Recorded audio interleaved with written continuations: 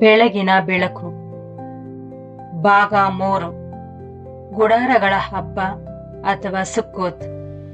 ತಾತ್ಕಾಲಿಕ ಜೀವನ ಮತ್ತು 8ನೇ ದಿನದ ವಿಶ್ರಾಂತಿ.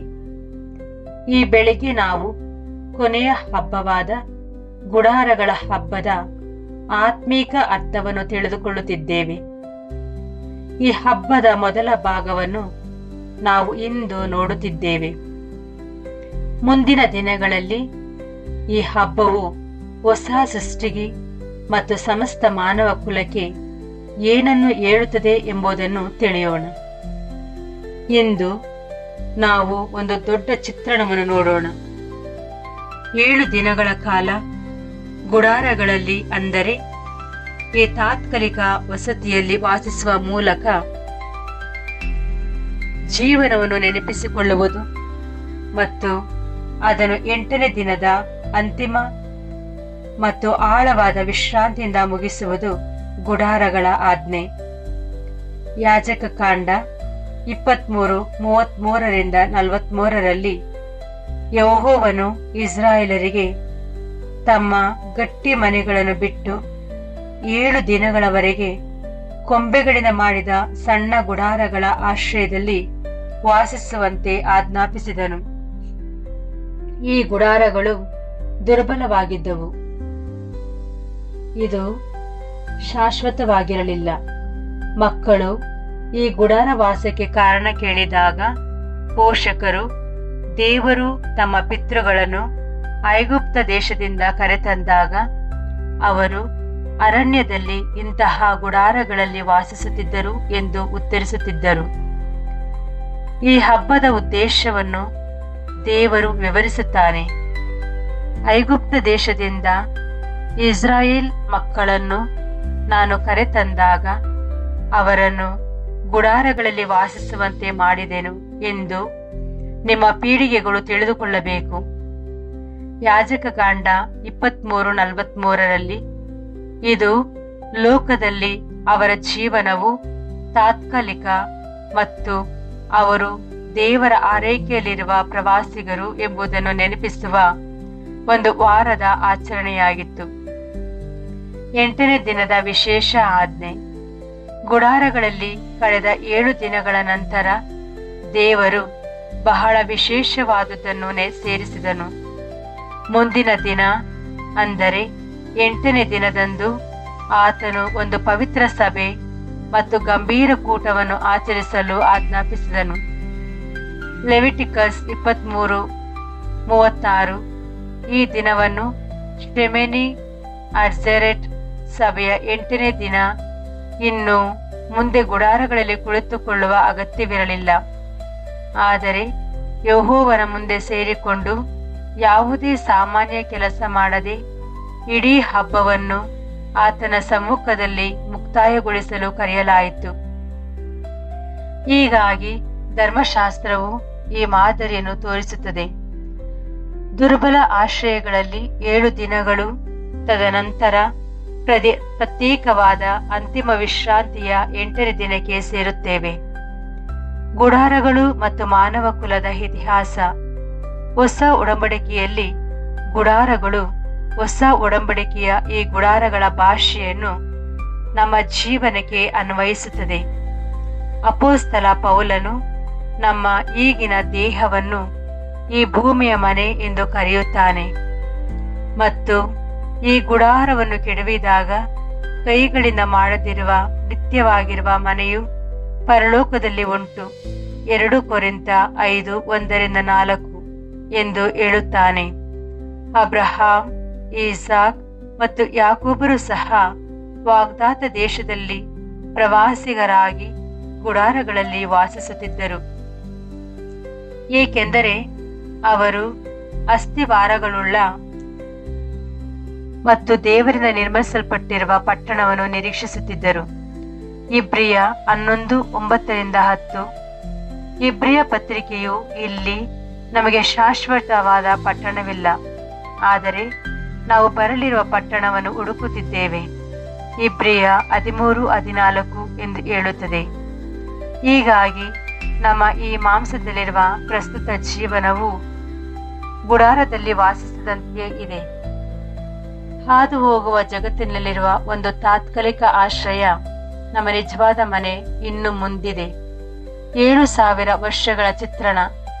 ನಾವು ಈ ಗುಡಾರಗಳ ಹಬ್ಬವನ್ನು ದೊಡ್ಡ ದೃಷ್ಟಿಕೋನದಿಂದ ನೋಡಿದರೆ 7 ದಿನಗಳು ಮಾನವ ಕುಲದ ಸಂಪೂರ್ಣ 7,000 ವರ್ಷಗಳ ಕಾಲಮಾನಗಳನ್ನು ತಿಳಿಸುತ್ತದೆ.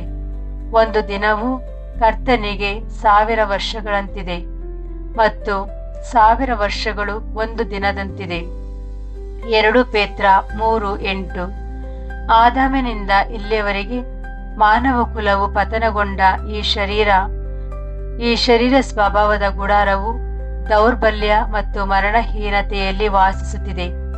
ಕ್ರಿಸ್ತನು ಮತ್ತು ಆತನ ಪರಿಶುದ್ಧರೆಲ್ಲರೂ ಆಳುವುದು ಸಹ ಈ ಕ್ರಿಸ್ತನ 1,000 ವರ್ಷಗಳ ರಾಜ್ಯದ ಈ ಮಹಾವಾರದ 7ನೇ ದಿನದ ಸಮಯಕ್ಕೆ ಸೇರುತ್ತದೆ. ಇದು ಗುಡಾರದಲ್ಲಿ ವಾಸಿಸುವ 7ನೇ ದಿನದಂತಿದೆ.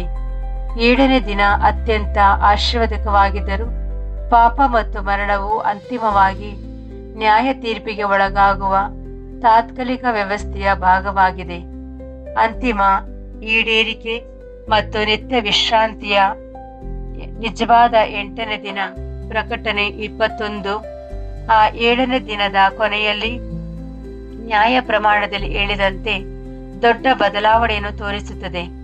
1,000 ವರ್ಷಗಳು ಮತ್ತು ಅಂತಿಮ ಪರೀಕ್ಷೆಯ ನಂತರ, ಹಳೆಯ ಆಕಾಶ ಮತ್ತು ಭೂಮಿ ಕಳೆದು ಹೋದ ನಂತರ, ಪ್ರಕಟಣೆ 20:11-15 ನಾವು ಅಂತಿಮವಾಗಿ ಪ್ರಕಟಣೆ 21ರಲ್ಲಿ ನಿಜವಾದ 8ನೇ ದಿನವನ್ನು ನೋಡುತ್ತೇವೆ. ಯೋಹಾನನು, ನಾನು ಹೊಸ ಆಕಾಶವನ್ನು ಹೊಸ ಭೂಮಿಯನ್ನು ಕಂಡೆ, ಹೊಸ ಯೆರೂಸಲೇಮು ದೇವರ ಕಡೆಯಿಂದ ಪರಲೋಕದಿಂದ ಇಳಿದು ಬರುವುದನ್ನು ಕಂಡೆನು ಎಂದು ಬರೆಯುತ್ತಾನೆ. ಆಗ ಸಿಂಹಾಸನದಿಂದ ಧ್ವನಿಯು ಘೋಷಿಸುತ್ತದೆ, ಇಗೋ, ದೇವರ ಗುಡಾರವು ಮನುಷ್ಯರೊಂದಿಗೆ ಇದೆ ಮತ್ತು ಆತನು ಅವರೊಂದಿಗೆ ವಾಸಿಸುವನು. ಪ್ರಕಟಣೆ 21:1-3. ಇದುವೇ ನಿಜವಾದ ಶೆಮೆನಿ ಅಜರೇಟ್. ಇನ್ನು ಕೇವಲ ಇಸ್ರಾಯೇಲರಲ್ಲ, ಆದರೆ ವಿಮೋಚನೆಗೊಂಡ ಸಮಸ್ತ ಮಾನವ ಕುಲವು ದೇವರ ಸಮ್ಮುಖದಲ್ಲಿ ಒಟ್ಟುಗೂಡುವ ಕೊನೆಯ ಮಹಾಕೂಟ. ಅಂತಿಮ ವಿಶ್ರಾಂತಿ ಮತ್ತು ಮನೆ. ಆ ಹೊಸ ಲೋಕದಲ್ಲಿ ಗುಡಾರಗಳ ಹಬ್ಬವು ಯಾವುದನ್ನು ಸೂಚಿಸುತ್ತೋ ಅದು ಅಂತಿಮವಾಗಿ ಈಡೇರುತ್ತದೆ. ತಾತ್ಕಾಲಿಕ ಗುಡಾರಗಳು ಇರುವುದಿಲ್ಲ. ಇನ್ನು ಮುಂದೆ ಮರಣವಿಲ್ಲ, ದುಃಖವಿಲ್ಲ, ನೋವಿಲ್ಲ, ಏಕೆಂದರೆ ಹಿಂದಿನ ವಿಷಯಗಳೆಲ್ಲ ಅಳಿದು ಹೋಗಿವೆ. ಪ್ರಕಟಣೆ 21:4. ದೇವರ ಜನರು ಯಾವುದೇ ಸಾಪ್ತಾಹಿಕ ವಿಶ್ರಾಂತಿಗಿಂತ ದೊಡ್ಡದಾದ ನಿತ್ಯ ವಿಶ್ರಾಂತಿಗೆ ಪ್ರವೇಶಿಸುತ್ತಾರೆ. ಆದ್ದರಿಂದ ದೇವರ ಜನರಿಗೆ ಒಂದು ವಿಶ್ರಾಂತಿಯು ಉಳಿದಿದೆ. ಇಬ್ರಿಯ 4:9-11. ಗುಡಾರಗಳ ಹಬ್ಬದ 8ನೇ ದಿನದಲ್ಲಿ ಕೆಲಸ ನಿಂತು ಹೋಗಿ ಆಗ ಇಸ್ರಾಯೇಲರ ಜನರು ಗುಡಾರದ ಹಬ್ಬದಲ್ಲಿ ದೇವರ ಮುಂದೆ ಇದ್ದಂತೆ. ಪ್ರಕಟಣೆ 22ರಲ್ಲಿ ದೇವರ ಸೇವಕರು ಆತನ ಮುಖವನ್ನು ನೋಡುತ್ತಾರೆ, ಆತನನ್ನು ಸೇವಿಸುತ್ತಾರೆ ಮತ್ತು ರಾತ್ರಿಯೂ ಇರುವುದಿಲ್ಲ, ಯಾಕೆಂದರೆ ಕರ್ತನಾದ ದೇವರು ಅವರಿಗೆ ಬೆಳಕನ್ನು ಕೊಡುತ್ತಾನೆ. ಪ್ರಕಟಣೆ 22:5. ಎಂಬ ಅಂತ್ಯವಿಲ್ಲದ ದಿನದಲ್ಲಿ ಆಳುತ್ತಾರೆ. ಮಾದರಿಯು ಹೀಗಿದೆ. ಪಾಪ ಮತ್ತು ಮರಣದ ಅಡಿಯಲ್ಲಿ ಗುಡಾರಗಳಲ್ಲಿ 7 ದೀರ್ಘ ದಿನಗಳು, ತದನಂತರ 8ನೇ ದಿನದ ನಿತ್ಯ ವಿಶ್ರಾಂತಿ. ಅಲ್ಲಿ ದೇವರು ತಾನೇ ತಮ್ಮ ವಾಸಸ್ಥಾನವಾಗುತ್ತಾನೆ. ಪ್ರವಾಸಿಗರಾಗಿರುವ ನಮ್ಮ ಸ್ಥಿತಿ, ಈ ಮಾದರಿಯು ನಮ್ಮ ಪ್ರಸ್ತುತ ಸ್ಥಿತಿಯನ್ನು ಅರ್ಥ ಮಾಡಿಕೊಳ್ಳಲು ಸಹಾಯ ಮಾಡುತ್ತದೆ. ಇಸ್ರಾಯೇಲರು ತಮ್ಮ ಮಕ್ಕಳಿಗೆ ನಾವು ಅರಣ್ಯದಲ್ಲಿ ವಾಸಿಸುತ್ತಿದ್ದರಿಂದ ಗುಡಾರಗಳಲ್ಲಿದ್ದೇವೆ ಎಂದು ಹೇಳಿದಂತೆ, ನಾವು ಈಗ ನಮ್ಮ ಮಕ್ಕಳಿಗೆ ನಮ್ಮ ಪಿತೃ ಆದಾಮನ ಪಾಪದ ಕಾರಣದಿಂದ ನಾವು ತಾತ್ಕಾಲಿಕ ಗುಡಾರದಲ್ಲಿ, ಅಂದರೆ ಪತನಗೊಂಡ ಪಾಪದ ಸ್ವಭಾವದಲ್ಲಿ ವಾಸಿಸುತ್ತಿದ್ದೇವೆ ಎಂದು ಹೇಳುತ್ತೇವೆ. ನಮ್ಮ ಈಗಿನ ದೇಹವು ನಮ್ಮ ಅಂತಿಮ ಮನೆಯಲ್ಲ. ನಮ್ಮ ಈಗಿನ ಪ್ರಪಂಚವು ನಮ್ಮ ಅಂತಿಮ ಭೂಮಿಯಲ್ಲ. ನಾವು ಅಸ್ಥಿವಾರವುಳ್ಳ ಪಟ್ಟಣಕ್ಕಾಗಿ ಕಾಯುತ್ತಿರುವ ಪ್ರವಾಸಿಗರು ಅಷ್ಟೇ. ಆದುದರಿಂದ ಈ ಗುಡಾರಗಳ ಹಬ್ಬ ಅಂತ ಹೇಳಿಕೊಂಡು ಈ ಜೀವನವನ್ನೇ ಗಟ್ಟಿಯಾಗಿ ಹಿಡಿದುಕೊಳ್ಳಬೇಡಿ ಎಂದು ನಮಗೆ ನೆನಪಿಸುತ್ತದೆ. ಪರದೆಗಳು, ಗೋಡೆಗಳು ಮತ್ತು ದೇಹಗಳು ಒಂದೇ ದಿನ ಮಡಚಲ್ಪಡುತ್ತವೆ. ದೇವರಲ್ಲಿ ಮತ್ತು ಕ್ರಿಸ್ತನಲ್ಲಿ ನಿರ್ಮಿಸಲ್ಪಟ್ಟದ್ದು ಮಾತ್ರ ಉಳಿಯುತ್ತದೆ. ಸಂತೋಷ ಮತ್ತು ತಾಳೆಮರದ ಪಾಠ. ಗುಡಾರಗಳಲ್ಲಿ ಸಂತೋಷ.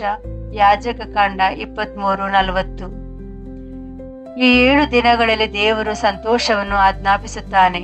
ಯಾಜಕ ಕಾಂಡ 23:40ರಲ್ಲಿ ಆತನು ಇಸ್ರಾಯೇಲರಿಗೆ ಉತ್ತಮವಾದ ಮರಗಳ ಹಣ್ಣು, ಖರ್ಜೂರದ ಗರಿಗಳು ಮತ್ತು ದಟ್ಟವಾದ ಮರಗಳ ರೆಂಬೆಗಳನ್ನು ತೆಗೆದುಕೊಂಡು 7 ದಿನಗಳವರೆಗೆ ಆತನ ಮುಂದೆ ಸಂತೋಷ ಪಡುವಂತೆ ಹೇಳುತ್ತಾನೆ. ತಾಳೆಗರಿಗಳು ವಿಜಯ ಮತ್ತು ಸಂತೋಷವನ್ನು ಮತ್ತು ಬಿದಿರುಗಳು ಮರುಭೂಮಿಯಲ್ಲಿಯೂ ದೇವರ ಕಡೆಯಿಂದ ಪ್ರವಾಹಗಳಿವೆ ಎಂದು ನೆನಪಿಸುತ್ತಿದ್ದವು. ಹೀಗಾಗಿ ಅವರು ದುರ್ಬಲ ಗುಡಾರಗಳಲ್ಲಿ ವಾಸಿಸುತ್ತಿದ್ದರು. ಅವರ ಕೈಗಳು ಹಸಿರು ಕೊಂಬೆಗಳಿಂದ ತುಂಬಿದವು ಮತ್ತು ಅವರ ಬಾಯಿಗಳು ಹಾಡುಗಳಿಂದ ತುಂಬಿದವು. ನರಳುವಿಕೆಯ ಮಧ್ಯೆ ಸಂತೋಷ. ಇದೇ ಚಿತ್ರಣವು 7,000 ವರ್ಷಗಳ ಕಾಲಮಾನಗಳಿಗೆ ಅನ್ವಯಿಸುತ್ತದೆ. ಹೊಸ ಸೃಷ್ಟಿ ಸೇರಿದಂತೆ ಮಾನವ ಕುಲವು ಈ ಗುಡಾರದಲ್ಲಿ ದೀರ್ಘಕಾಲ ನರಳುತ್ತದೆ.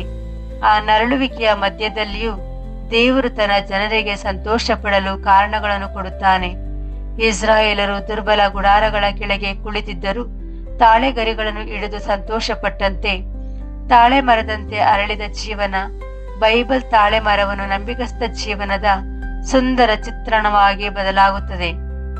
ನೀತಿವಂತನು ಖರ್ಜೂರದ ಮರದಂತೆ ಬೆಳೆಯುವನು. ಕರ್ತನ ಆಲಯದಲ್ಲಿ ನೆಡಲ್ಪಟ್ಟವರು ನಮ್ಮ ದೇವರ ಅಂಗಳಗಳಲ್ಲಿ ಅಭಿವೃದ್ಧಿಯಾಗುವರು. ಅವರು ಮುಪ್ಪಿನಲ್ಲಿಯೂ ಫಲ ಕೊಡುವವರಾಗಿದ್ದು ಪುಷ್ಟರಾಗಿ ಹೊಸದಾಗಿರುವರು. ಕೀರ್ತನೆ 92:12-14. ತಾಳೆ ಮರವು ನೇರವಾಗಿ ನಿಲ್ಲುತ್ತದೆ. ಮರುಭೂಮಿಗಳಂತಹ ಸ್ಥಳಗಳಲ್ಲಿಯೂ ಹಸಿರಾಗಿ ಉಳಿಯುತ್ತದೆ ಮತ್ತು ದೀರ್ಘಕಾಲ ಫಲ ನೀಡುತ್ತದೆ. ಅದೇ ರೀತಿ ಕಷ್ಟಗಳಲ್ಲಿಯೂ ಕರ್ತನನ್ನು ನಂಬುವ ಯಾರಾದರೂ ತಾಳೆ ಮರದಂತೆಯೇ ಇರುತ್ತಾರೆ. ಅಂತಿಮ ಅನ್ವಯ ಮತ್ತು ಪ್ರಾರ್ಥನೆ. ನಾವು ತಾಳೆಗರಿಗಳನ್ನು ಹಿಡಿದುಕೊಂಡು ದೇವರ ಮುಂದೆ ನಿಂತಾಗ, ಪಿತನೇ, ನಮ್ಮನ್ನು ಈ ಮರದಂತೆ ಮಾಡು. ನೇರವಾದ, ಸ್ಥಿರವಾದ, ಫಲಕಾರಿಯಾದ ಕಷ್ಟದ ದಿನಗಳಲ್ಲಿಯೂ ನಿನ್ನಲ್ಲಿ ಸಂತೋಷ ಪಡುವವರನ್ನಾಗಿ ಮಾಡು ಎಂದು ಪ್ರಾರ್ಥಿಸುತ್ತೇವೆ. ನಾವು ಇನ್ನು ಈ ಮಾಂಸ ಮತ್ತು ದೌರ್ಬಲ್ಯದ ಗುಡಾರಗಳಲ್ಲಿ ವಾಸಿಸುತ್ತಿರುವಾಗ ನಾವು ಒಂದು ತಾಳೆಗರಿಯಂತೆ ಸ್ತುತಿಯನ್ನು ಎತ್ತಿ ನಮ್ಮನ್ನು ಎಲ್ಲಿಯವರೆಗೆ ಕರೆತಂದ ಕರ್ತನಲ್ಲಿ ಸಂತೋಷ ಪಡಲು ಮತ್ತು ಶಾಶ್ವತವಾದ ಮನೆಗಾಗಿ ನೋಡಲು ಆಹ್ವಾನಿಸಲಾಗಿದೆ. ಸದ್ಯಕ್ಕೆ ಮಾನವ ಕುಲವು ಇನ್ನು 7 ದಿನಗಳಲ್ಲಿದೆ. ಇನ್ನು ಗುಡಾರಗಳಲ್ಲಿ ಇನ್ನು ಕೊಂಬೆಗಳನ್ನು ಹೊತ್ತುಕೊಂಡು ನಿರೀಕ್ಷೆಯಲ್ಲಿ ಆಡುತ್ತಿವೆ. ದೇವರು ಮಾತ್ರ ನಮ್ಮ ನಿಜವಾದ ವಾಸಸ್ಥಾನ ಮತ್ತು ಆತನು ನಮ್ಮ ದೇವರಾಗಿರುವಾಗ ಆ ವಾಸಸ್ಥಾನವು ಸಂಪೂರ್ಣವಾಗಿ ಪ್ರಕಟಣೆಗೊಳ್ಳುತ್ತದೆ. ಪ್ರಾರ್ಥನೆ. ಪರಲೋಕದಲ್ಲಿರುವ ಪಿತರಾದ ದೇವರೇ, ನಮ್ಮ ಗುಡಾರಗಳಲ್ಲಿ ಈ ಜೀವನವು ತಾತ್ಕಾಲಿಕ ಎಂದು ನಾವು ತಿಳಿದು ನಿಮಗೆ ಧನ್ಯವಾದ ಹೇಳುತ್ತೇವೆ. ನಮ್ಮನ್ನು ಪ್ರವಾಸಿಗರಂತೆ ಬದುಕಲು ಸಹಾಯ ಮಾಡು. ಈ ಲೋಕವನ್ನು ಹಗುರವಾಗಿ ಹಿಡಿದುಕೊಂಡು ಅಸ್ಥಿವಾರಗಳುಳ್ಳ ಪಟ್ಟಣವನ್ನು ಹುಡುಕುವಂತೆ ಮಾಡು. ನಮ್ಮನ್ನು ತಾಳೆ ಮರೆಗಳಂತೆ ನೇರವಾದ, ಫಲಕಾರಿಯಾದ ಮತ್ತು ಸಂತೋಷಭರಿತರಾಗಿ ಮಾಡು. ನೀನು ನಮ್ಮೊಂದಿಗೆ ಶಾಶ್ವತವಾಗಿ ವಾಸಿಸುವ ಮತ್ತು ಪ್ರತಿ ಕಣ್ಣೀರನ್ನು ಒರೆಸುವ 8ನೇ ದಿನದ ಕಡೆಗೆ ನಮ್ಮ ಕಣ್ಣುಗಳನ್ನು ಇರಿಸು. ಕ್ರಿಸ್ತನ ಹೆಸರಿನಲ್ಲಿ ಆಮೇನ್.